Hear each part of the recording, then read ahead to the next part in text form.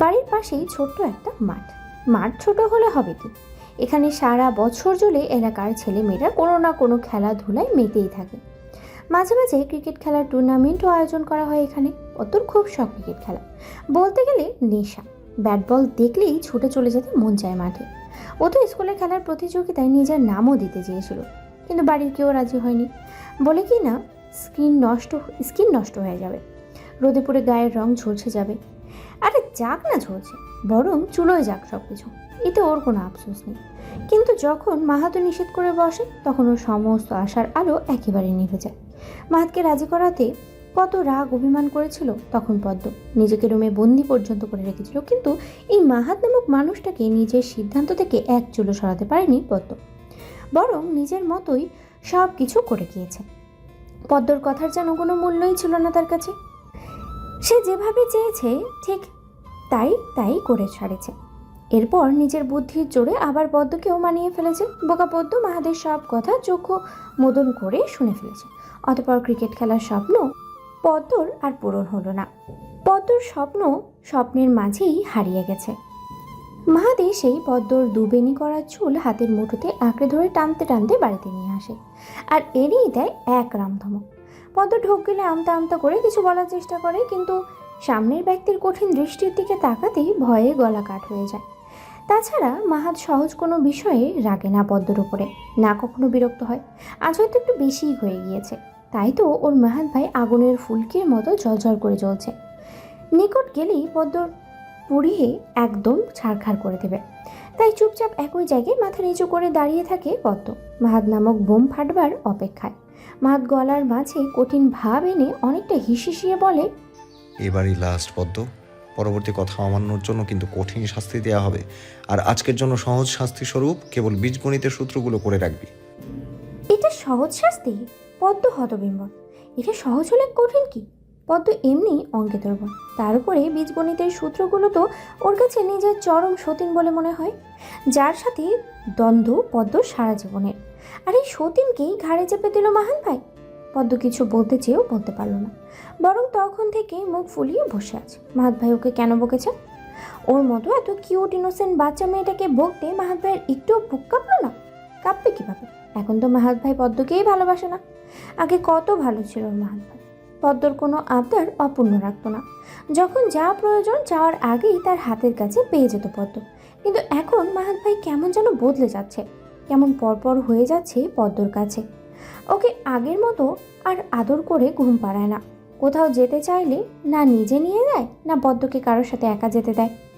আজ তো বাড়াবাড়ি রকমেরই বলে দিয়েছে, পদ্মর বাড়ি থেকে বের হওয়া একদম নিষেধ। স্কুল কোচিং ছাড়া আর কোথাও যেতে পারবে না। কিন্তু কেন? পদ্ম বুঝে উঠতে পারে না বাইরে গেলে কি হবে। সবাই তো যায়, তাহলে ও কেন যেতে পারবে না? আগের দিনগুলোই খুব ভালো ছিল, জীবনটা কত সুন্দর ছিল। পদ্মর প্রত্যেকটা ছেলে মানুষই মাহাত ভাই চোখ বুঝেই মেনে নিত। কোনো বাধা ছিল না, কোনো শাসন ছিল না।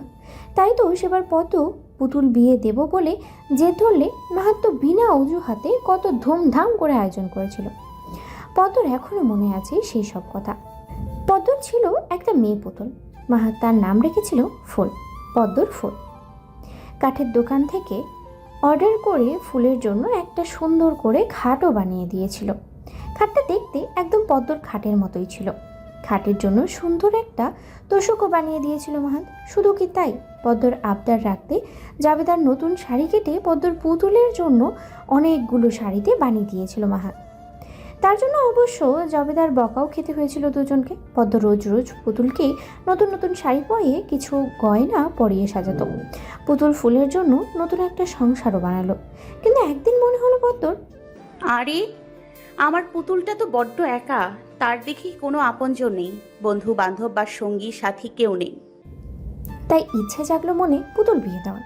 কিন্তু বাড়ির কেউ তাতে রাজি হলো না। পুতুল বিয়ে, এটা তো বড্ড ছেলে মানুষই। কার এত সময় আছে পদ্মর পুতুল বিয়ে আয়োজন করার? তাছাড়া এই পুতুলের জন্য এখন বর কোথায় পাবে তারা? পদ্মকে নিয়ে এক প্রকার হাসাহাসি শুরু করে দিল বাড়ির সবাই। কিন্তু পদ্ম ছাড়ার পাত্র তো ছিল না।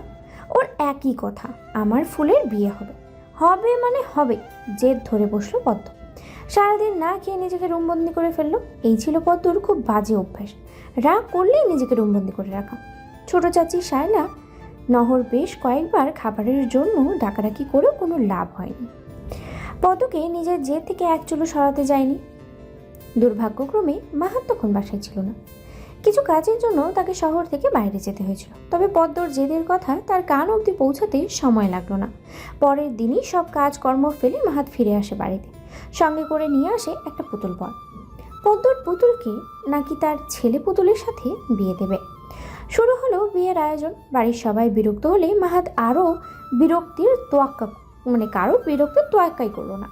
বিয়ের আয়োজনে বাড়িটা কিছুটা সাজালো। দাওয়াত করা হলো পদ্মর কিছু ছোট ছোট বন্ধুদের। পুতুল বিয়ে দেখতে মাহাদের বন্ধুরাও এসেছিল। সেদিন কি বচাটাই না করেছিল সবাই মিলে। অবশেষে পদ্মর পুতুল ফুলের বিয়ে হলো। কিন্তু বিঘ্ন ঘটল কনের বিদায়ের সময়। পদ্ম কিছুতেই তার ফুলকে ছাড়া থাকতে পারবে না। ও তো চেয়েছিল ফুলের নিঃসঙ্গ জীবনের জন্য একটা সঙ্গী আনতে, কিন্তু বিয়ে দিলে যে ওর ফুল ওকে ছেড়ে চলে যাবে তা তো ও কল্পনায়ও ভাবেনি। সে কি কান্না পদ্মর, কোনোভাবেই তাকে থামানো যাচ্ছিল না। এক মুহূর্তের জন্য মনে হলো পুতুলের নয়, পদ্মর বিয়ে হয়েছে। আর আজও সব কিছু ছেড়ে ছুড়ে চলে যাওয়ার শোকে কেঁদে কেটে ভাসিয়ে যাচ্ছে। পদ্মর কান্না মাহাত কখনো সহ্য করতে পারতো না, তখনও পারেনি। তাই অবশেষে সিদ্ধান্ত হলো কনে কোথাও যাবে না, বরং বর আসবে কনের বাড়ি। সব সময় কনে গিয়ে কেন সব ত্যাগ করতে হবে? এবার না হয় পদ্মর ফুলের জন্য মাহাত সমাজের কিছু নিয়ম ভঙ্গ করুক, তবু ওর পদ্ম খুশি থাকুক। মাহাত বাসায় ফিরল খুব ক্লান্ত হয়ে। আজ একটু বেশি চাপ ছিল ওর ওপরে। গোডাউনের মাল উঠেছে নতুন, সব চেক করে রেখে আস্তে আস্তে বেশ দেরি হয়ে গেল। রাত প্রায় 11:30 এখন। বাড়ির সবাই খেয়ে দিয়ে বিশ্রাম নিতে চলে গেছে যে যার রুমে। শুধু একজন বসে আছে ড্রয়িং রুমে কারো প্রতীক্ষায়। সে আর কেউ না, মাহাদের মা জাবেদা বেগম। 3 বছর আগে তার স্বামী স্ট্রোক করার পর থেকে ব্যবসার সব ঝাঁকি একেবারে এসে পড়েছে মাহাদের কাঁধে। এরপর থেকে নিজেকে কেবল পরিবারের জন্যই সম্পূর্ণ বিলিয়ে দিয়ে আসছে।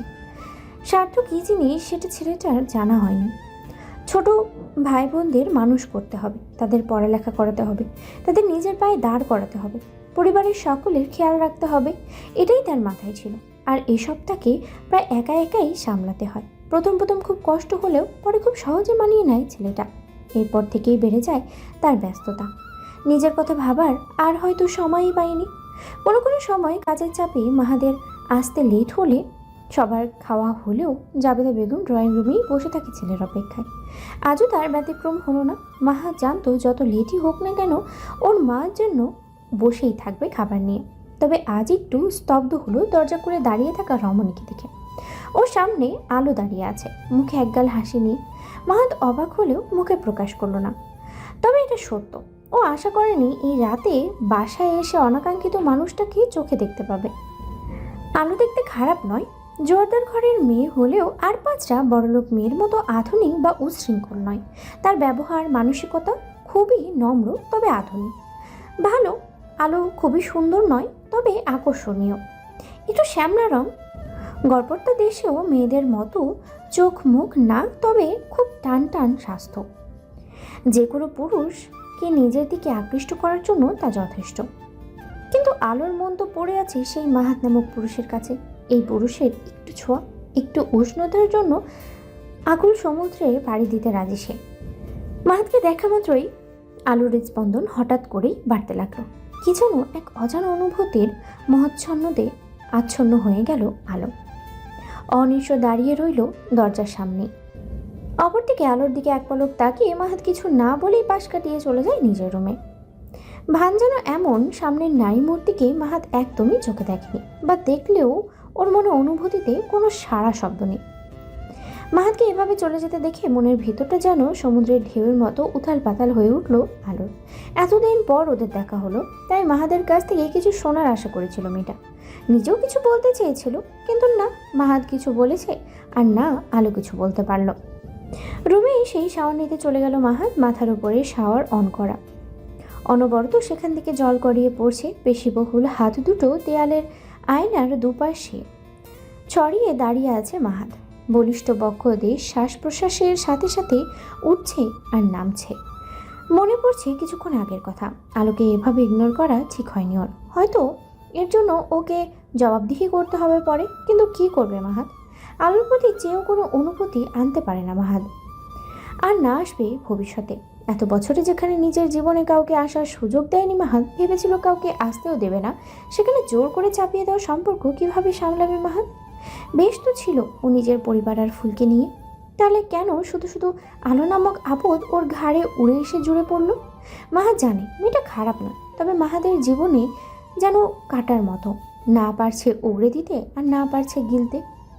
ও তো শুধু বাড়ির চাপে পড়ে বিয়েতে রাজি হয়েছে, কিন্তু এত মন থেকে কখনো আলোকে গ্রহণ করতে পারবে কি না জানা নেই। শাওরের পানি ওর অর্ধনগ্ন শরীরে পড়ার সাথে সাথেই সকল ক্লান্তি যেন এক নিমিষেই দূর হয়ে গেল। চোখ দুটো বুঝতেই মনে পড়ল পদ্মর কথা।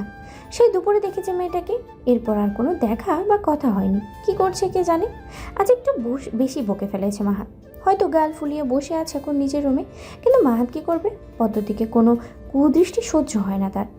কেন বোঝে না মেয়েটা ও আর আগের মতো ছোট নেই? ওর এই অবাধ চলাফেরা একসময় নিজের জন্য বিপদ ডেকে আনবে।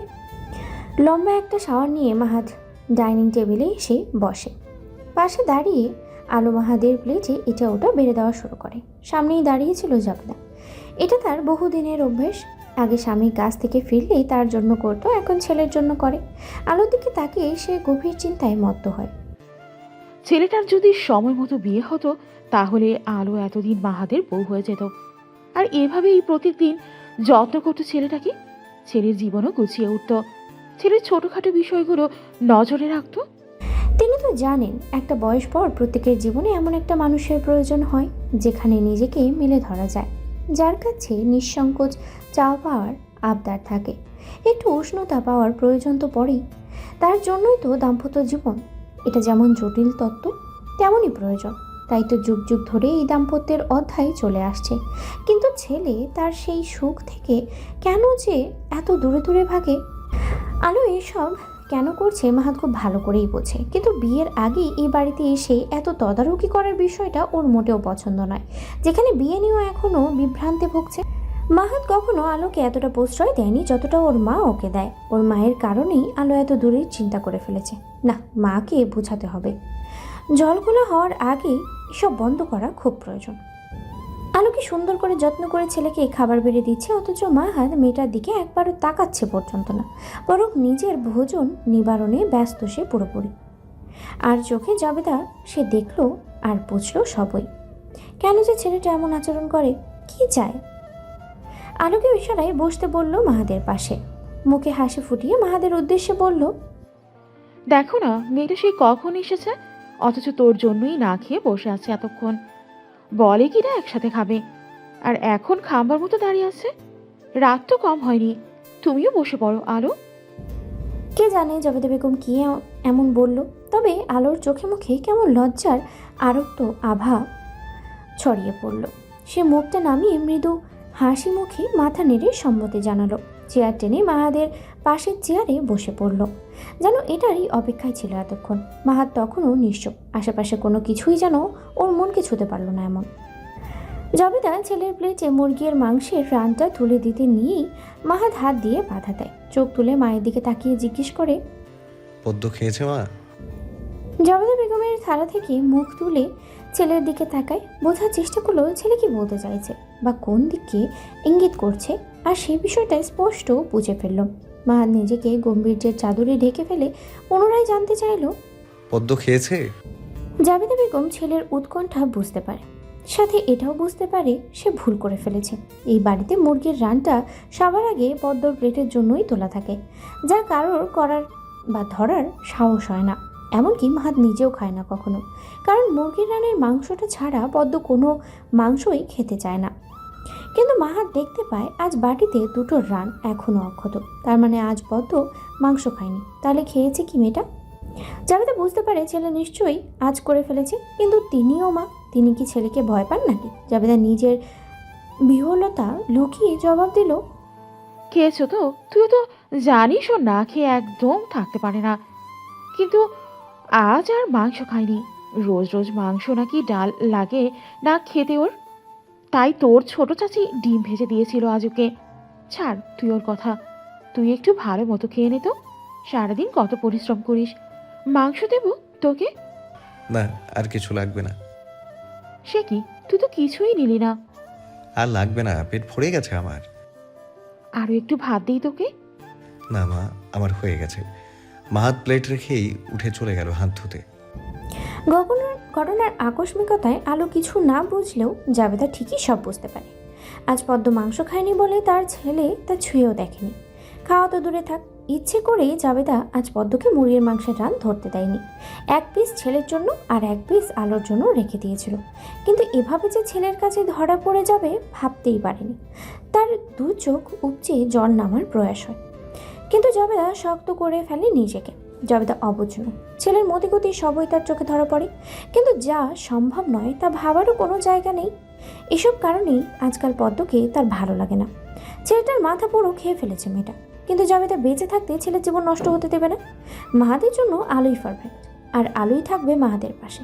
মনে মনে দৃঢ় প্রতিজ্ঞা করে নিল জাবেদা, তাদের জন্য যা কিছু করতে হয় তা সে করবে। আলো কিছু বুঝতে না পেরে প্রশ্ন করলো, কি হয়েছে আন্টি? ও এমনভাবে না খেয়ে চলে গেল কেন? খাবার মজা হয়নি? আজকের মুরগির মাংসটা আলো রান্না করেছিল, তাই তো জবেদা শখ করে ছেলের জন্য আলাদা করে তুলে রেখেছিল। ছেলে খেয়ে যেন কিছুটা তারিফ করে আলোর, কিন্তু ভাবলো কি আর হলো কি। কে বলেছে মজা হয়নি? দেখলি না সবাই কেমন চেটিপুটি খেয়েছে। কিন্তু তোমার ছেলে তো ছুঁয়েও দেখেনি। আলোর ভারী মন খারাপ হলো। ও এত কষ্ট করে মাহাদের জন্য রান্না করলো, অথচ মাহাদ কেবল একটু ভাজি দিয়ে খেয়ে চলে গেল। হয়তো ওর মাথা ব্যথা করছে, আজ একটু বেশি পরিশ্রম গিয়েছে তোর শরীরের ওপর। তুই এক কাজ কর, ওর জন্য এক কাপ কফি বানিয়ে নিয়ে যা। দুজন মিলে কিছুক্ষণ গল্প কর, দেখবি ভালো লাগবে। আলো খুশি হয়ে গেল। হবু শাশুড়ি মায়ের বুদ্ধিটা ওর দারুণ লেগেছে। এমন একজন শাশুড়ি থাকলে আর কি লাগে, ছেলে তো এমনিতেই পড়ে যাবে। মাহাদ নিজের ক্লান্ত শরীরটা বিছানায় এলিয়ে দেয়। সত্যিই খুব মাথা ব্যথা করছে ওর, কিন্তু তবুও ওষুধ খাবে না মাহাদ। ভালো লাগে না ওর ওষুধ খেতে। ক্লান্তিতে দু চোখ ভরে ঘুম পাচ্ছে। চোখ দুটো বুঝতেই একটা নরম তুলতুলে হাত ওর কপাল ছুঁয়ে চলে যায়, বলিয়ে দেয় স্নেহের পরশ। অবধারিতে ছোট ছোট আঙ্গুলের নিষ্পেষণ শুরু হয়। সেই হাতে যেন জাদু আছে। মাদের ঠোঁটের কোণে ফুটে ওঠে এক অনাবিল স্নিগ্ধ হাসি। মাদ অনুভব করে ওর বুকের ভেতরে হালকা একটা হিমশীতল কাঁপন বয়ে যাচ্ছে। তৃপ্তির সাথে বড় করে কয়েকটা নিঃশ্বাস টানে, যেন সারা রুমে তাজা ফুলের সুবাস ছেয়ে গেছে। মাছে ফুলের স্নিগ্ধ সুবাস বুক ভরে টেনে নিচ্ছে। রিনির্নে পাখির কণ্ঠের মতো ভেসে এলো একটা নারী কণ্ঠ ওর কর্ণকুহরে। খুব কি ব্যথা করছে মাহাত ভাই? মাহাত কোনো কথা বলল না। পদ্মর কোলের উপরে বালিশ রেখে চুপচাপ মাথা রেখে শুয়ে পড়ল। ওর এক হাত মাথায় রেখে নিচু স্বরে ক্লান্ত গলায় বলল, বড্ড কষ্ট হচ্ছে ফুল, একটু শান্তির ঘুম দরকার। তুমি ঘুমাও মাহাত ভাই, আমি মাথা টিপে দিচ্ছি। দরজার এক কোণায় দাঁড়িয়ে চুপচাপ সব দেখে গেল আলো। বুকটা মুচড়ে উঠল ওর অজানা এক কষ্টে। চোখ দিয়ে অঝরে জল গড়িয়ে পড়ল। মাহাত পদ্মর প্রতি অতিমাত্রায় ওয়ারিড। আলোতে জানে ছোট বোন ভেবে হয়তো একটু বেশি আদর করে ভেবেছিল, কিন্তু কোথাও কোনো গুড়মিশ মনে হচ্ছে এখন। মাহাত আর পদ্মর সম্পর্ক ওর কাছে স্বাভাবিক লাগে না কেন জানি। অন্তত মাহাদের পক্ষ থেকে তো একেবারেই না। কিছু ভাবার আগেই আলোকে জানতে হবে ওদের সম্পর্ক আসলে কি, তারপর না হয় অবস্থা ভেবে ব্যবস্থা নেবে আলো। ও কিছুতে নিজের পছন্দের জিনিস কারোর সাথে ভাগিদার করতে রাজি না। মাহাতকে তো একদমই না। মাহাত কেবল ওর, শুধুই ওর। এক পায়ে দাঁড়িয়ে সব গাছ ছাড়িয়ে উঁকি মারে আকাশে। কবিতা তালগাছ, রবীন্দ্রনাথ ঠাকুর। ঠিক তালগাছের মতো এক পায়ের উপরে ভর দিয়ে কান ধরে দাঁড়িয়ে আছে পদ্ম। ফুপিয়ে ফুপিয়ে কেঁদে যাচ্ছে মেয়েটা, তবে নিঃশব্দে, কারণ তার কান্নার শোন পাশের মানুষটার আবার বিরক্তির কারণ যেন না হয়। হলে তাকেই ওকেই মাসুরটা গুনতে হবে। আর কিছুক্ষণ বারবার হাতের উল্টো পিঠ দিয়ে অশ্রুসিক্ত হৃদয় মুছে যাচ্ছে। প্রায় 1 ঘন্টা হতে চলল, কিন্তু সময়ের সাথে শাস্তির পরিসীমা না কিছুটা কমেছে, না সামনে বসে থাকা পাষণ্ড মানবের মনটা একটু গলেছে এই কিশোরীর প্রতি। পদ্মর আলাভোলা চোখ, অসহায় মুখ দেখেও মাহাত তার নিজের জায়গায় একদম স্থির, নিষ্কম্প, যেন কোনো কিছু ওর মনকে ছুঁয়ে যেতে অক্ষম। সে তো ব্যস্ত নিজ কর্মে, এক মনে বসে সুরমের আজকের হিসাবের খাতাগুলো চেক করে যাচ্ছে। অন্যদিকে পদ্ম অসহায় চোখে মাহাদের দিকে তাকিয়ে আছে। এমন হবে জানলে এমন ভুল পদ্ম ভুলেও করতে যেত না। মাহাদের শাস্তির ভয়েই তো ও কথা লুকিয়েছিল, মামাদের সাহায্য নিয়েছিল, কিন্তু তাতে কি লাভ হলো? বরং সিচুয়েশনটা পুরো গোদার উপরে বিস্ফোরা হয়ে দাঁড়ালো পদ্মর জন্য। এখন তো নিজের মাথাটা নিজেই ফাটাতে মন যাচ্ছে। এত পাষাণ কেন ওর মাহাত ভাই? জলদস্যু একটা। পদ্মকে একটুও ভালোবাসে না, বাসলে কি আর এমন অত্যাচার করতে পারতো? ইস, ও স্বাদের ঘুমটা। স্কুল থেকে ফিরে একটু শান্তির ঘুম ঘুমাচ্ছিল পদ্ম, কিন্তু শান্তি জিনিসটা যেন চিরকালই ওর শত্রু। সন্ধ্যা হতে